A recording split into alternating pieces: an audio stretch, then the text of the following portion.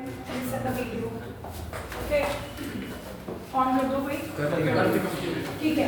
अब मैंने तुम्हें पहले भी बताया था कि ऐसा कभी नहीं हो सकता कि SN1 और SN2 पे ना क्वेश्चन आए। So today I will try to finish with SN2 mechanism। कल हम SN1 लेंगे। अब SN2 की फुल फॉर्म क्या है? SN2 is the mechanism of nucleophilic substitution reaction। यानी कि जो हम रिएक्शन देख रहे हैं कि आपने OH डाला और OH किसकी जगह पर आ गया, हेलोजन की जगह पर सब्स्टिट्यूशन हो गई, है ना। लेकिन ये हो कैसे रही है, what mechanism it is following, है ना। अब मेरी बात सुनो, कोई वैष्णो देवी जाता है, कोई पैदल भी जाता है, कोई घोड़े पे भी जाता है ना, हेलीकॉप्टर से भी जाता है, तो मंजिल तो एक ही है लेकिन रास्ते अलग अलग है। ऐसी हेलोइकिन है, चाहे हेलोइकिन 1 डिग्री हो, चाहे 2 डिग्री हो या 3 डिग्री हो, यानी कि यहाँ हेलोजन एक ऐसे कार्बन से लगा हो जो एक ही कार्बन से लगा हुआ है, चाहे वो 2 कार्बन से लगा हो, चाहे 3 कार्बन से लगा हो, हर तरह का हेलोइकिन न्यूक्लियोफिलिक सब्स्टिट्यूशन रिएक्शन दिखाता है, बट रास्ते अलग अलग होते हैं। कोई उस रिएक्शन को दिखाने के लिए कौन सा मैकेनिज्म फॉलो करता है, SN2, कोई उस रिएक्शन को दिखाने का कौन सा मैकेनिज्म फॉलो करता है, SN1। अभी हम इस स्टेज पर ये नहीं बता सकते कि गिवन अ अल्काइल हैलाइड कि अगर मैं आपके सामने कोई हेलोजन रख दूं और आपसे पूछूं कि बताओ ये SN1 से दिखाएगा रिएक्शन या SN2 से दिखाएगा, तो अभी हम इस लेवल पे नहीं बता पाएंगे। पहले हम समझते हैं कि SN2 मैकेनिज्म होता क्या है। तो today we are going to start with the SN2 mechanism. SN2 mechanism का मतलब होता है सब्स्टिट्यूशन न्यूक्लियोफिलिक बाइमॉलिक्यूलर। SN2 भारत की फुल फॉर्म देखो, सब्स्टिट्यूशन न्यूक्लियोफिलिक बाइमॉलिक्यूलर। ओके, अब इसको बाइमॉलिक्यूलर क्यों बोलते हैं, ठीक है, इसमें मैं बाद में आऊंगी। आप एक चीज याद रखो कि जब भी रिएक्शन SN2 मैकेनिज्म से होगी, it will take place in 1 step. It will take place in 1 step. ये तुम्हें याद रखना है कि अगर तुम्हें क्वेश्चन SN2 मैकेनिज्म का है, अगर तुम्हें क्वेश्चन किस मैकेनिज्म का है, SN2, या आपसे पूछा जा रहा है कि SN2 मैकेनिज्म एक्सप्लेन करो, तो आप फर्स्ट लाइन ही ईशान क्या लिखोगे कि it takes place in 1 step. मतलब ये एक ऐसा मैकेनिज्म है जो एक ही स्टेप में कंप्लीट हो जाता है। अब आप लोगों के दिमाग में क्वेश्चन आ रहा होगा कि जब इसका नाम SN2 है तो इसको 2 स्टेप्स में होना चाहिए, ये एक स्टेप में क्यों हो रहा है? तो इसका नाम SN2 किसी और रीजन की वजह से है। इसका नाम SN2 इस वजह से नहीं है क्योंकि हाँ वो बाइमॉलिक्यूलर है, मैं आपको बाद में बताऊंगी कि इसका नाम SN2 क्यों रखा गया। बट जैसे ही आपका क्वेश्चन SN2 का आएगा, आपके दिमाग में एक लाइन आनी चाहिए कि takes place in 1 step. It takes place in, अब मैं इसको थोड़ा सा इलैबोरेट करती हूँ। जैसे मान लो तुम्हारे पास ये अल्काइल हैलाइड है, एक कार्बन है, ये हाइड्रोजन से लगा हुआ है, ओके, और ये 3 हाइड्रोजन से लगा हुआ है ना। अब कोई न्यूक्लियोफाइल आया, है ना, शब्दों पर देखो, ये न्यूक्लियोफाइल आ रहा है OH नेगेटिव। अगर इसको रिएक्शन SN2 मैकेनिज्म से शो करनी है, यानी कि 1 स्टेप में शो करनी है, तो उसकी एक ही पॉसिबिलिटी है कि न्यूक्लियोफाइल पीछे से अटैक करे और X आगे से निकल जाए। आई अगेन रिपीट, अगर रिएक्शन SN2 मैकेनिज्म से होनी है, यानी कि कितने स्टेप पे कंप्लीट होनी चाहिए, 1 स्टेप। उसका इकलौता एक ही तरीका है कि न्यूक्लियोफाइल पीछे से अटैक करे। पीछे से मतलब अगर वो आगे से अटैक करेगा तो कोलिजन होगी ना, रिपल्शन होगी, X अभी घटा नहीं है, तो इसकी एक ही पॉसिबिलिटी होती है 1 स्टेप में होने वाले मैकेनिज्म में कि जिस वक्त OH पीछे से लग रहा होता है ना, X आगे से टूट रहा होता है ना, X आगे से टूट रहा होता है, और जो फाइनल प्रोडक्ट बनेगा X चला जाएगा लीविंग ग्रुप, X चला जाएगा लीविंग ग्रुप, और OH लग तो जाएगा लेकिन मॉलिक्यूल की कॉन्फ़िगरेशन उलट जाएगी। ध्यान से देखो, पहले CH3 का फेस इस तरफ था, पहले CH3 का फेस इस तरफ था, लेकिन जैसे ही OH पीछे से लगा तो CH3 ऐसे हो गया।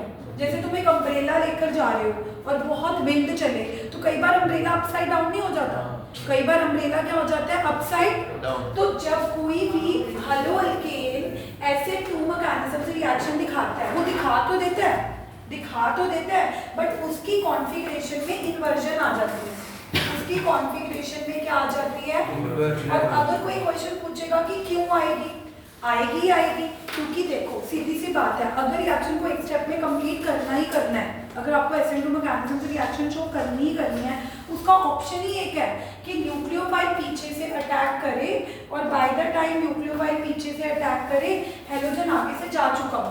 तो इसमें एक बीच में एक ट्रांजिशन स्टेट आती है, इसमें बीच में कौन सी स्टेट आती है? Transition state. उस ट्रांजिशन स्टेट में हमें हैलोजन का बॉन्ड टूटता हुआ नजर आता है और जो न्यूक्लियोफाइल के साथ बॉन्ड है वो बनता हुआ नजर आता है। लेकिन जो फाइनल प्रोडक्ट बनता है उसमें हमें क्या नजर आता है कि न्यूक्लियोफाइल लग तो गया है ना, लेकिन क्योंकि वो पीछे से लगा तो जो CH3 था उसके बॉन्ड इस साइड हो गए, यानी कि अगर पहले CH3 का फेस ऐसे था तो अब CH3 का फेस वैसे उलट हो गया। So this kind of phenomena is known as inversion of configuration। अब क्वेश्चन ये उठता है कि ओके मैम SN2 एक स्टेप में होती है, एक स्टेप में कंप्लीट होने के लिए न्यूक्लियोफाइल को पीछे से अटैक करना पड़ेगा, हमने आपकी सारी बातें मान ली। ओके पीछे से अटैक करने की वजह से कन्फिग्रेशन में इन्वर्जन आ जाएगी, हम वो भी याद कर लेंगे। But then why the name SN2?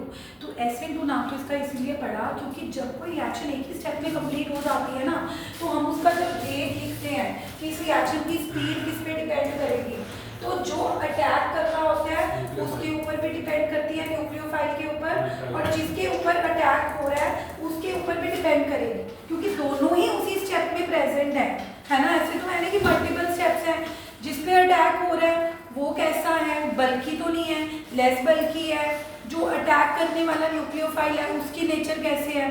तो क्योंकि रिएक्शन की स्पीड दोनों पे डिपेंड करेगी तो तुमने ऑर्डर निकाला 1+1 को क्या निकल के आ गया, that means this reaction follow second order kinetics.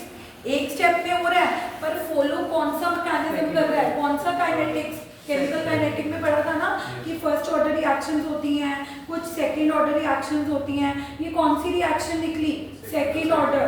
तो that is why it is known as SN2 और सब्स्टिट्यूशन न्यूक्लियोफिलिक बाइमोलिक्यूलर, क्योंकि भले ही ये वन स्टेप में हो रही हो बट ये फॉलो क्या करती है, सेकंड ऑर्डर काइनेटिक्स। ओके अब तुम्हारे दिमाग में क्वेश्चन आ रहा होगा कि मैम हमें कैसे पता लगेगा कि गिवन अ अल्काइल हैलाइड, अगर मैं आपको कोई भी अल्काइल हैलाइड दे दूंगी और बोलूंगी कि बताओ ये SN2 मैकेनिज्म से रिएक्शन शो करेगा भी या नहीं करेगा, तो तुमने एक ही चीज नोट करनी है, ध्यान से देखो।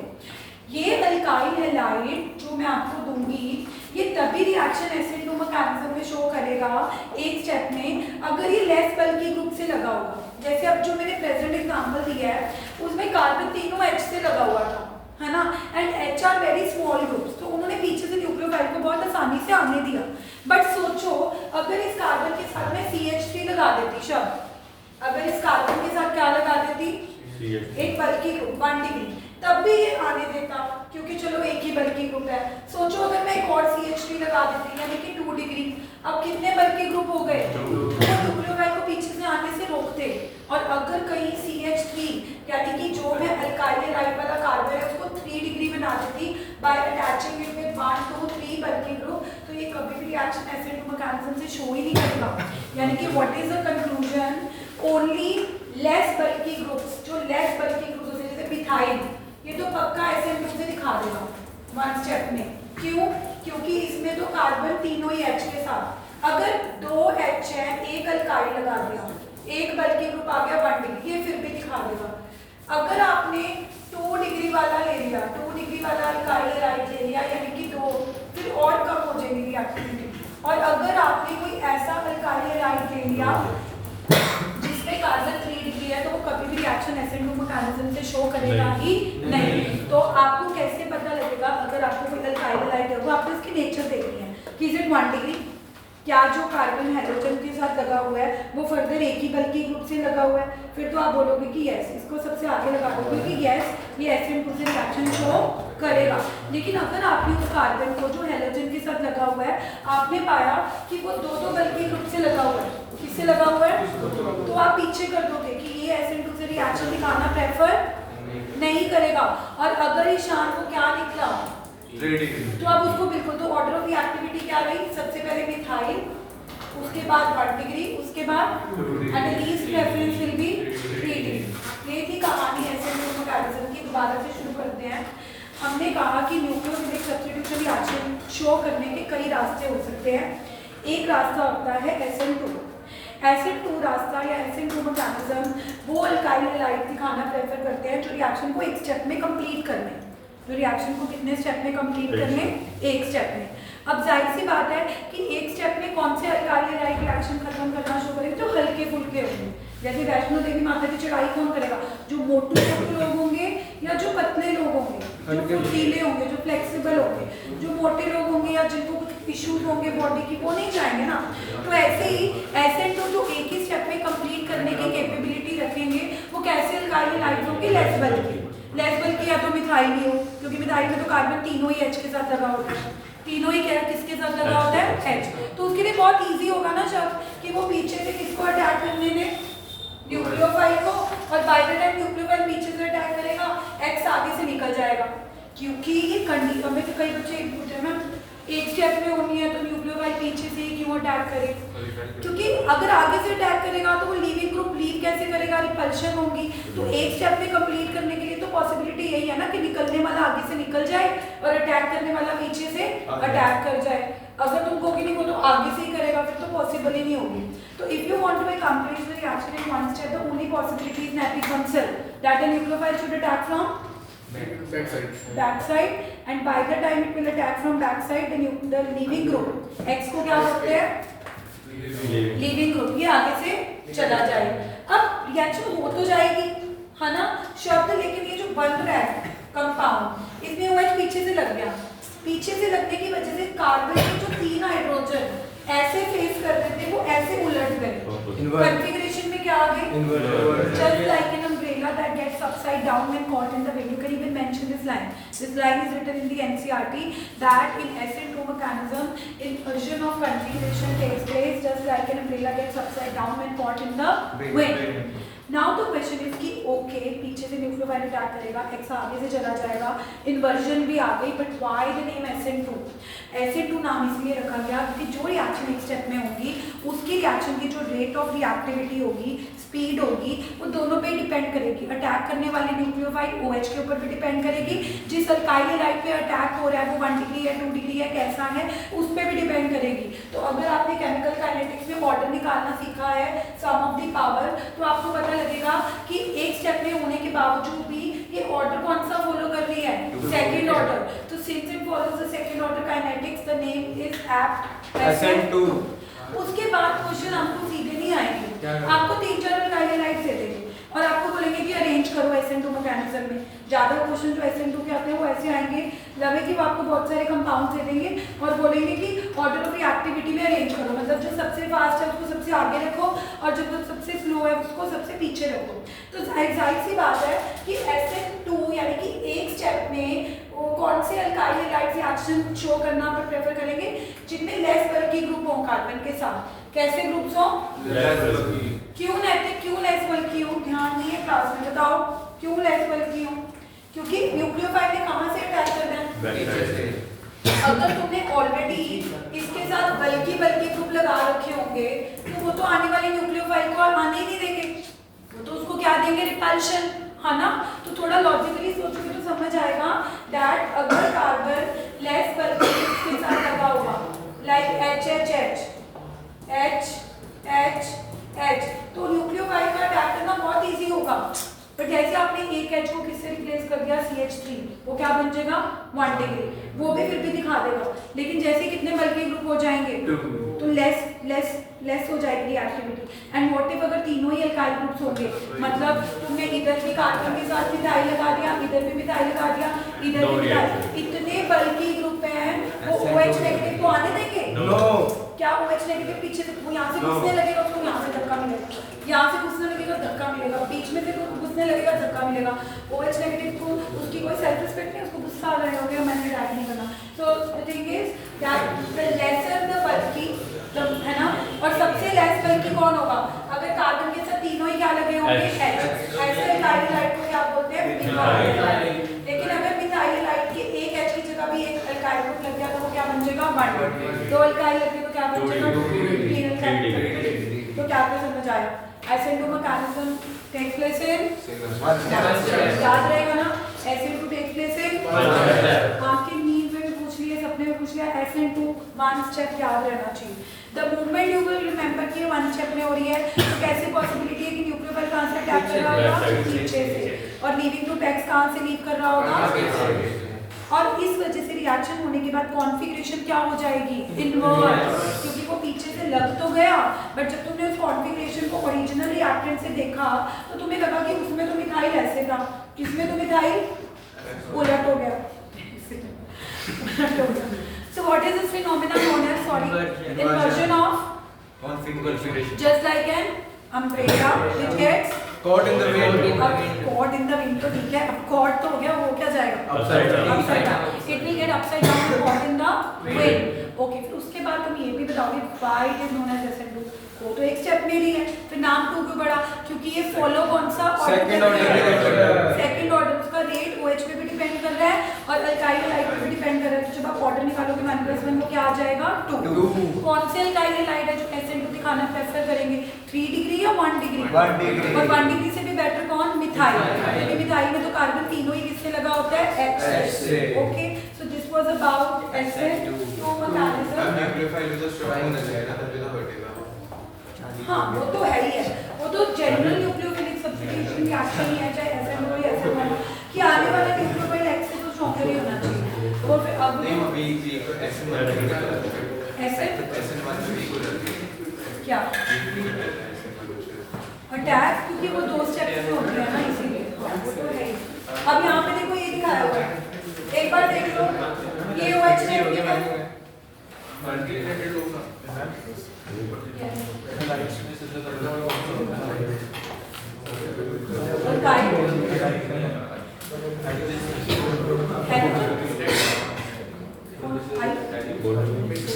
अच्छा ये भी सुन लो, हाँ वेरी गुड क्वेश्चन, मैं ये भी कंप्लीट कर देती हूँ कि मान लो तुम्हें ये आ गया, कोई बात नहीं, टाइम हो गया, अब तो टाइम हो गया। एनीवे एक चीज बताओ, अब तुमने बताया, इधर देखो शब्द कंप्लीट कर लेते हैं। मान लो तुम्हें आ गया कि SN2 में अरेंज करना है, SN2 कितने स्टेप में होती है, तो तुम किसको आगे रखोगे, 1 डिग्री, फिर 2 डिग्री, 3 डिग्री। लेकिन अगर मैं शांत सुनो, एवरीबॉडी लुक एट हियर, अगर मैं मिथाइल दे दूं, मतलब 1 डिग्री क्या, मैं तो मिथाइल दे दूं, मिथाइल तो सबसे फास्ट शो करता है ना, मिथाइल लाइट तो सबसे फास्ट शो करता है, बट उस मिथाइल के साथ एक बार मैं क्लोरो रख दूं और एक बार मैं ब्रोमो रख दूं और एक बार आयोडो रख दूं, यानी कि मिथाइल हैलाइड में क्या सोच रही हूँ कि तीनों में से फास्ट कौन शो करेगा, अल्काइल तो सेम है। अब जब अल्काइल सेम होता है तो तुम्हें हेलोजन देखना होता है, यानी कि अब जब न्यूक्लियोफाइल आएगा रिपल्शन तो उसको किसी से नहीं मिलेगी क्योंकि तीनों में ही मिथाइल है, लेस बल्कि ग्रुप।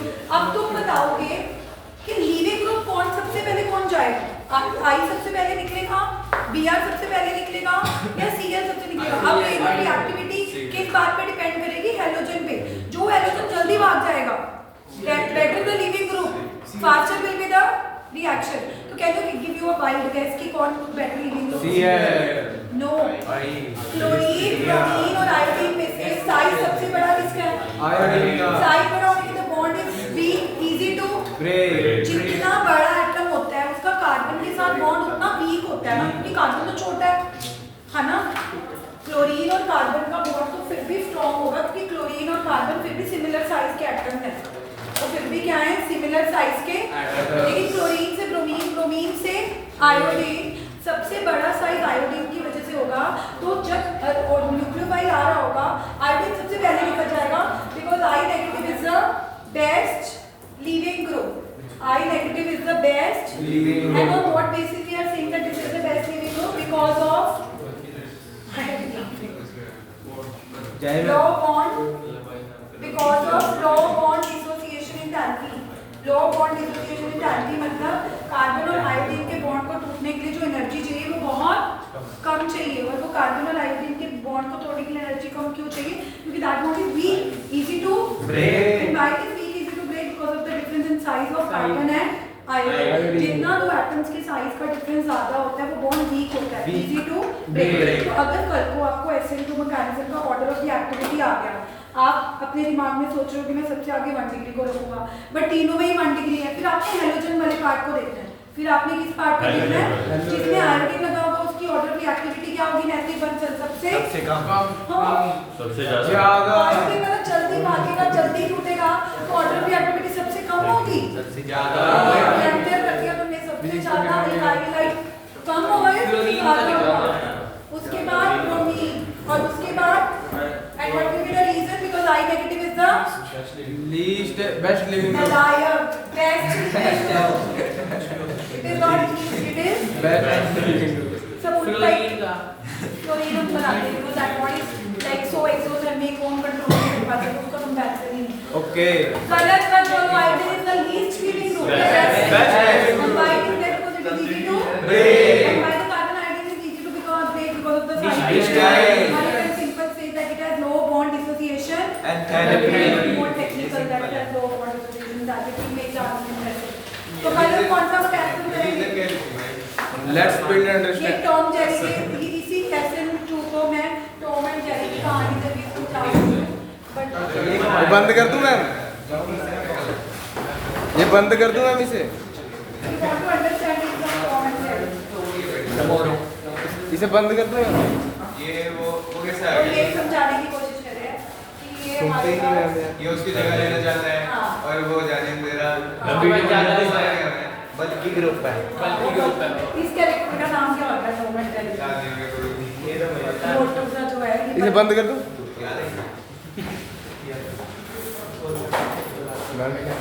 रीजन क्या लिखूंगी कि आया हुआ है